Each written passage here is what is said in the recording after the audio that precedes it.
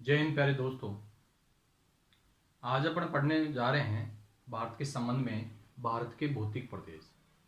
इससे पहले अपन ने स्थिति अविस्थिति विस्तार के बारे में चर्चा की थी और उसके बारे में अक्षांश और देशांतरी विस्तार के अंदर अंतर अपन ने जाना। इसके अलावा इसका क्षेत्रफल है, विश्व के क्षेत्रफल का कितना प्रतिशत है, उत्तर से दक्षिण, पूर्व से पश्चिम की लंबाई, स्थलीय सीमा 15,200 किलोमीटर है, तटीय सीमा 6,200 किलोमीटर 6,100 किलोमीटर है, वह द्वीप समूह सहित तटीय सीमा है 7,516.6 किलोमीटर की। इसके बारे में अपन ने थोड़ी बहुत चर्चा की थी। इसके बाद में इसका महत्वपूर्ण एक टॉपिक है जो सेकंड अपने चैप्टर है, वो है भारत के भौतिक प्रदेश। भारत के जो भौतिक प्रदेश हैं अर्थात भारत को कितने भागों में बांटा गया है, उच्चावच के आधार पर भारत को कितने भागों में बांटा गया है। भारत को लगभग 6 भागों में बांटा गया है। कितने भागों में बांटा गया है? 6 भागों में बांटा गया है। जो भारत के मानचित्र में अपन बात करेंगे। भारत के मानचित्र के अंतर्गत अगर देखें तो भारत के उत्तर में, जैसे मान लो ये जो क्षेत्र है इसमें उत्तरी व उत्तरी पूर्वी पर्वतीय प्रदेश इसके अंतर्गत बांटा गया है। भारत को जो प्रथम भौतिक जो प्रदेश है उसको उत्तरी व उत्तरी पूर्वी पर्वतीय प्रदेश के नाम से जाना जाता है। दूसरे नंबर का देखें तो उत्तर का विशाल मैदान है। तीसरे नंबर का देखें तो थार का मरुस्थल है। चौथे नंबर का देखें तो प्रायद्वीपीय पठार है और 5वें नंबर का है समुद्र तटीय मैदान और लास्ट नंबर का है 6ठे नंबर का वो है द्वीप समूह। जैसे अरब सागर है, बंगाली खाड़ी का क्षेत्र है, हिंद महासागर का क्षेत्र है, उसके अंदर छोटे छोटे जो द्वीप हैं वो कितने हैं तो अलग से एक टॉपिक बना दिया उसका। मतलब भौतिक प्रदेश है जो जल के अंदर है, चारों ओर से जल से घिरे हुए हैं, वो द्वीप समूह के नाम से। सबसे पहले अपन चर्चा करें उत्तरी और उत्तरी पर्वतीय प्रदेश। उत्तरी व उत्तरी पर्वतीय प्रदेश है उनका लगभग 5,000 वर्ग किलोमीटर का इसका क्षेत्रफल है और इसके अलावा ये जो क्षेत्र है ये एक नंगा पर्वत से लेकर के नामचा बरवा तक, नंगा पर्वत से लेकर के नामचा बरवा तक, नंगा पर्वत से लेकर के नामचा बरवा तक इसकी जो लंबाई है वो है 2500 किलोमीटर। अर्थात पश्चिम से पूर्व की, उत्तर पश्चिम से उत्तर पूर्व की ओर इसकी लंबाई 2500 किलोमीटर है। वह चौड़ाई है, इसकी चौड़ाई है 160 किलोमीटर से लेकर के 400 किलोमीटर तक। इसकी चौड़ाई है 160 किलोमीटर से लेकर के 400 किलोमीटर तक इसकी चौड़ाई है।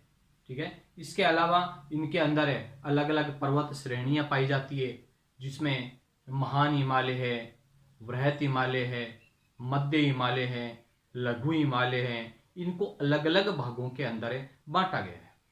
नदियों के हिसाब से भी इसको अलग अलग भागों में बांटा गया है।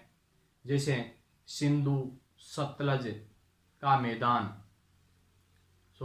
सिंधु नदी से लेकर के सतलज नदी तक का क्षेत्र है। सतलज नदी से लेकर के काली नदी तक का क्षेत्र है। काली नदी से तीस्ता नदी तक का जो क्षेत्र है, मतलब अलग अलग इसको क्या है प्रादेशिक विभाजन के हिसाब से क्या है, कुमायूं हिमालय है, आपके नेपाल हिमालय हैं या कश्मीर हिमालय हैं, ठीक है, असम हिमालय हैं। तो अलग अलग भागों के अंदर इसको डिवाइडेशन किया गया, अलग अलग भागों के अंदर इसको बांटा गया है।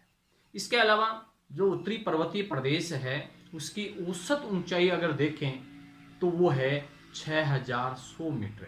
इसकी औसत ऊंचाई की अगर बात करें तो औसत ऊंचाई है 6,100 मीटर की ऊंचाई है, जिनमें विश्व की सबसे ऊंची एक चोटी है जिसका नाम है माउंट एवरेस्ट, जिसमें 8,850 मीटर की ऊंचाई, 8,850 मीटर की ऊंचाई जो नेपाल के अंदर आती है। किसके अंदर आती है? नेपाल देश के अंदर है। सबसे ऊंची चोटी, पूरी दुनिया की सबसे ऊंची चोटी है जिसका नाम है माउंट एवरेस्ट, और उसकी ऊंचाई कितनी है? 8,850 मीटर की ऊंचाई है।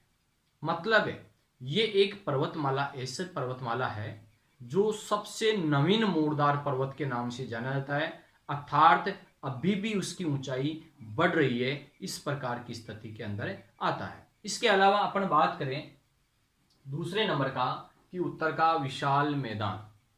उत्तर का जो विशाल मैदान है ये लगभग 8 लाख वर्ग किलोमीटर क्षेत्र में फैला हुआ है। 8 लाख वर्ग किलोमीटर क्षेत्र में फैला हुआ है।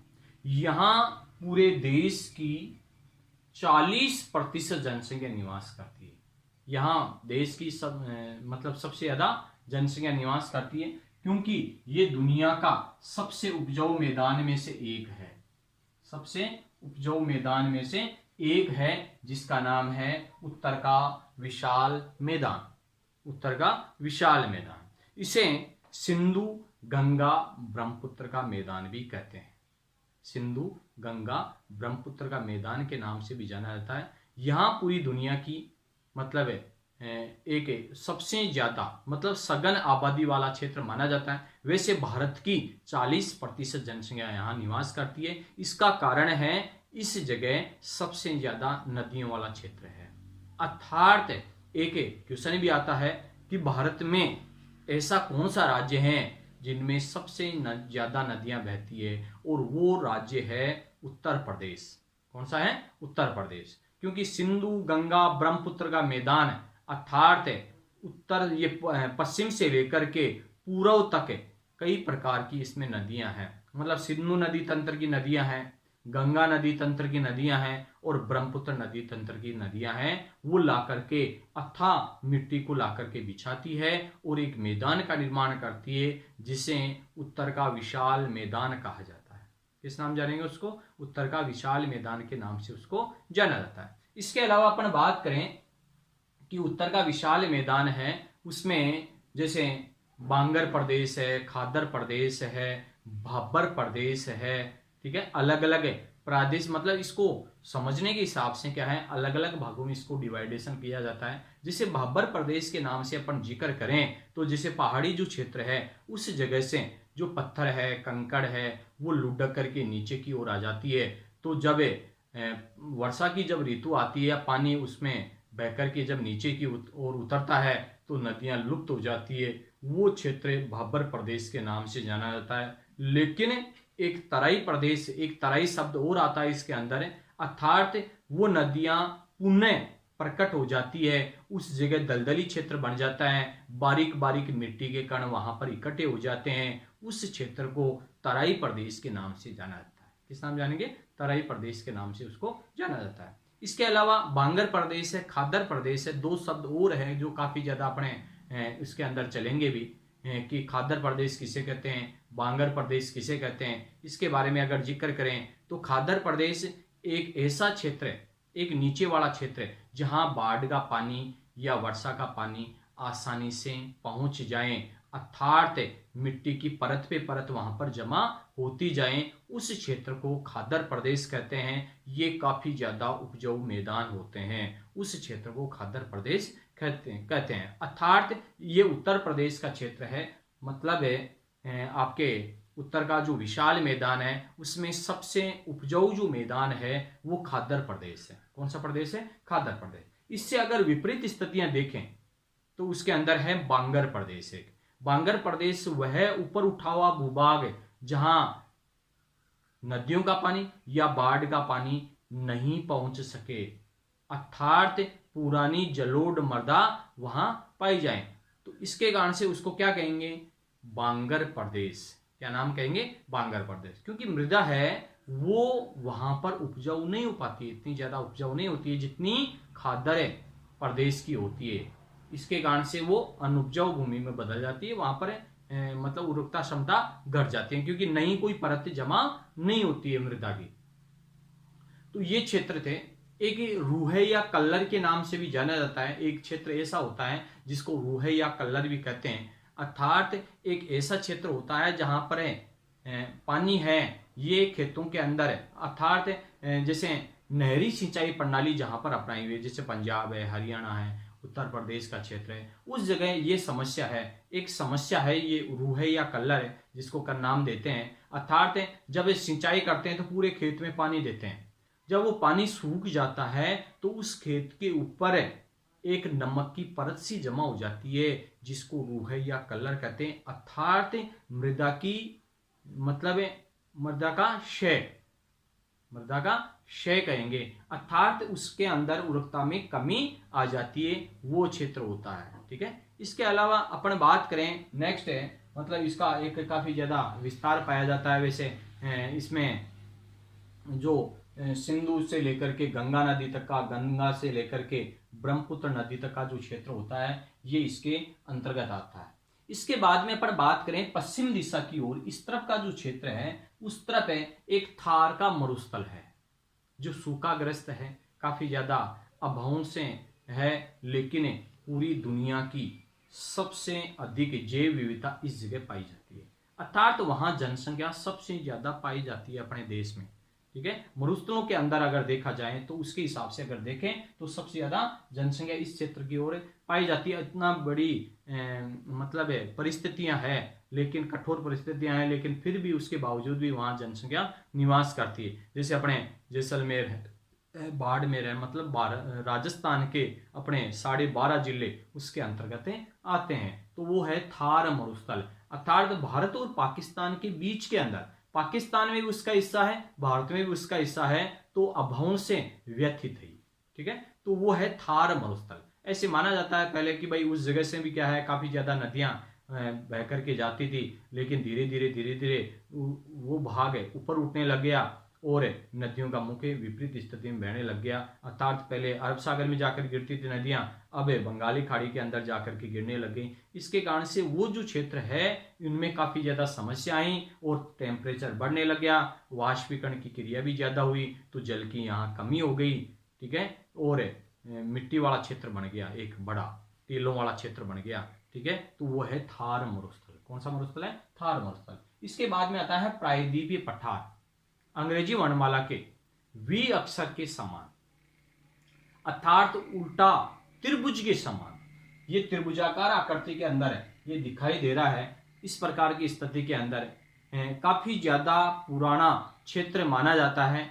इस जगह का 16 लाख वर्ग किलोमीटर का ये क्षेत्र है और इसकी ये ऊंचाई है ये 600 से लेकर के 900 मीटर की ऊंचाई मानी जाती है इस क्षेत्र के बारे में, और लावा युक्त मृदा का निर्माण है, यहाँ पर निर्माण हुआ है। इसी कारण से कपास के लिए काफी उपजाऊ जो मृदा है वो यही है।